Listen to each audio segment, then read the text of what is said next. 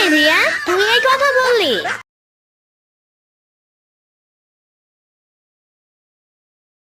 আজকে ক্লাসে স্যার অনেক গুরুত্বপূর্ণ কথা বলছে। হ্যাঁ, অনেক সুন্দর করে বুঝাইছে।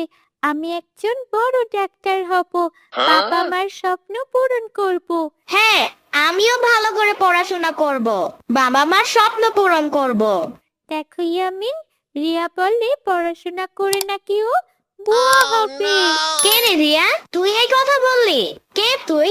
কি কাজে বুয়া হবে? আরে না, আমি মজা করে বলছি আমি বড় একজন ডাক্তার হব। আমার বাবা আমারে বলছে যে আমারে ডাক্তার বানাবে। হ্যাঁ, সবাই মন দিয়ে পড়াশোনা করবা, সবাই মা বাবার স্বপ্ন পূরণ করবা। এই, আমি যাই রে, কালকে আবার দেখা হবে। Bye. Okay bye. Okay by.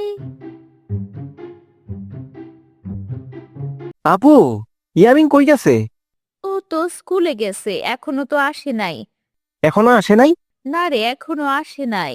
কি ব্যাপার ইয়ামিন, এত লেট কেন? কই গেছিলা? মামা, বন্ধুদের লগে কথা বলে আসলাম তো, তাই একটু লেট হয়েছে।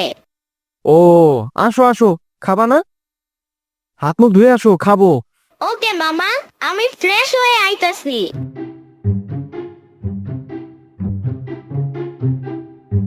আচ্ছা সাম্বান্টি, পুলিশ হতে হলে কি করতে হয়?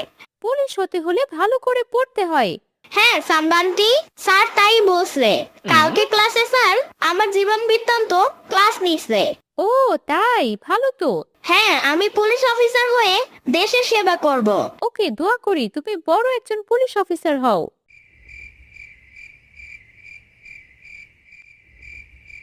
ইয়ামিন, তুমি কি করো? এখনো ঘুমাও নাই? না মা, আমি আরো পড়ব। স্যার বলছে ভালো করে পড়াশোনা করতে। এখন তো অনেক রাত হয়েছে, এখন ঘুমাও। হ্যাঁ মা, ঘুমাবো একটু পরে। আমি বড় হয়ে একটা পুলিশ অফিসার হব। আমি বাবা মায়ের স্বপ্ন পূরণ করব। ওরে আমার সোনার ছেলে, হ্যাঁ তোমারে আমি বড় একজন পুলিশ বানাবো।